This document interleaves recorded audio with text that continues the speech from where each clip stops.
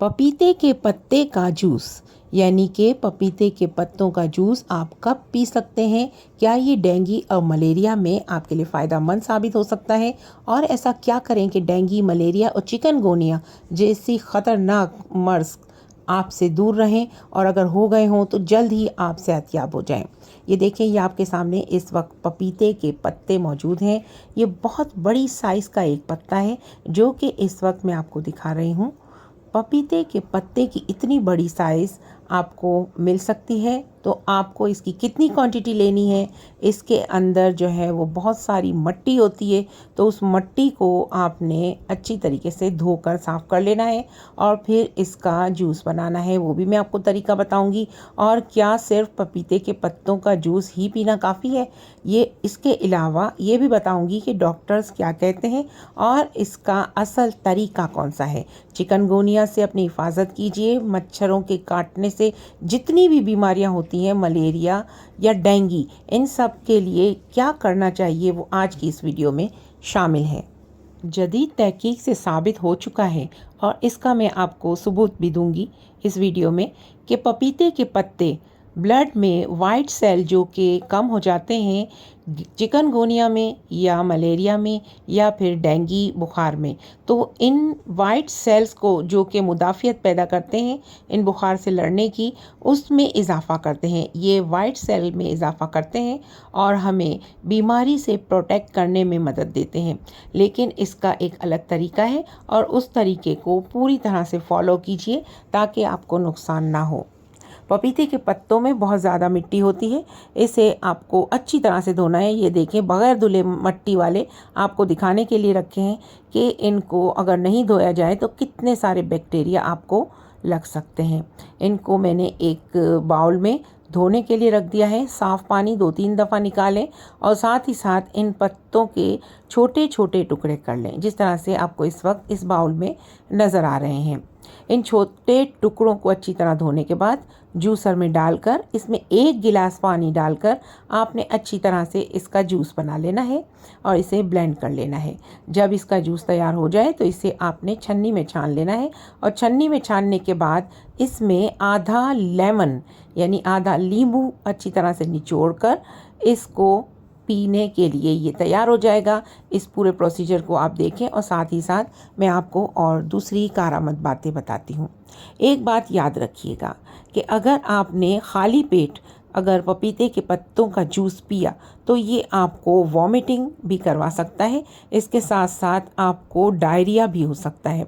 याद रखिए कि अगर आप बहुत ज़्यादा कमज़ोरी फील कर रहे हो तो सिर्फ पपीतों के पत्तों पर आप अपना इन्हिसार ना करें।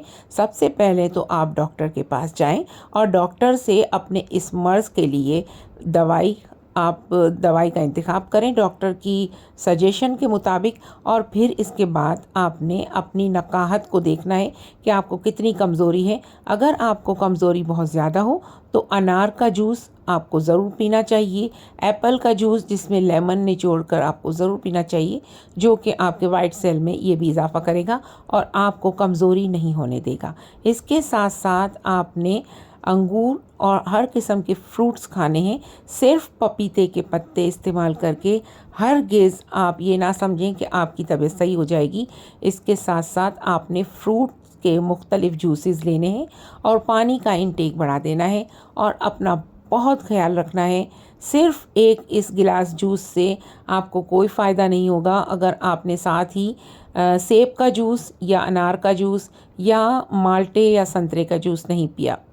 तो यानी कि आपको हर तरह से अपना ख्याल रखना है और इसके साथ साथ दिन में 1 गिलास नींबू निचोड़ा हुआ पपीते के पत्तों का जूस भी पीना है। इससे आपको फ़ायदा उसी वक्त होगा जब आप अपनी पूरी तरह से केयर करेंगे। आप ये हरगिज़ ना सोचें कि आपको चिकनगुनिया या डेंगू वायरस हो चुका है और आप ये गिलास पी लेंगे और आप ठीक हो जाएंगे। नहीं, आपने अपनी पूरी तरह से देखभाल करनी है, अपनी सेहत का पूरी तरह से ख्याल रखना है और साथ ही साथ डॉक्टर से रुजू करना है और डॉक्टर की बताई हुई मेडिसिन को बिल्कुल सही तरह से इस्तेमाल करना है। अगर किसी वजह से आपको डॉक्टर ने मना कर दिया है कि आप पपीते का जूस ना पीजिए तो यकीनन आपका डॉक्टर बेहतर जानता होगा। इसकी वजह ये है कि आपको कोई और मसला भी हो सकता है जिसकी वजह से पपीते का जूस आपके लिए नुकसानदेह हो सकता है।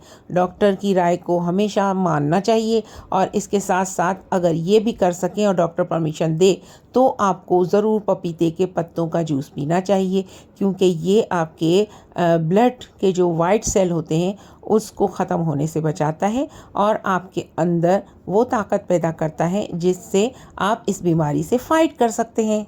लिहाजा डॉक्टर के कहने के बाद आपने इस पपीते के जूस का इस्तेमाल करना है और साथ ही साथ अनार, अंगूर, सेब का जूस भी आपको डेली लेमन निचोड़ने के साथ पीना है। यानी लेमन विटामिन सी आपको फुली प्रोटेक्ट करता है हर किस्म की बीमारी से। आपको वीडियो अच्छी लगी हो तो लाइक शेयर ज़रूर कीजिएगा, मुझे दुआ में याद रखिएगा और इस बीमारी की मौसम में आप इस वीडियो को शेयर कीजिए ताकि हर कोई इस मसले से बच सके। लोग सिर्फ पपीते के पत्ते पर इंतज़ार करना शुरू हो जाते हैं और फिर इसके बाद बहुत ज़्यादा क्रिटिकल कंडीशन हो जाती है उनकी और फिर वो डॉक्टर के पास जाते हैं, जबकि सबसे पहले डॉक्टर के पास ज़रूर जाना चाहिए और अपना मुस्तकिल चेकअप कराना चाहिए। इसमें ब्लड टेस्ट होते हैं जिससे वाइट सेल काउंट किए जाते हैं और इससे आपकी हिफाजत होती है और आपको कोई मुश्किल पेश नहीं आती और आप जल्द ही सेहतयाब हो जाते हैं। आप इस वीडियो को सबको शेयर कीजिए ताकि हर कोई किसी भी गलतफहमी में ना रहे और अपना मुकम्मल और सही इलाज करवाए और अपनी खुराक का बहुत ज़्यादा ख्याल रखना चाहिए इन बीमारियों में। और मच्छरदानी का इस्तेमाल कीजिए, मैट जलाइए और साथ ही साथ अपने बच्चों की और अपनी इन मच्छरों से हिफाजत कीजिए। मुझे दुआओं में याद रखिएगा। अल्लाह निगहबान।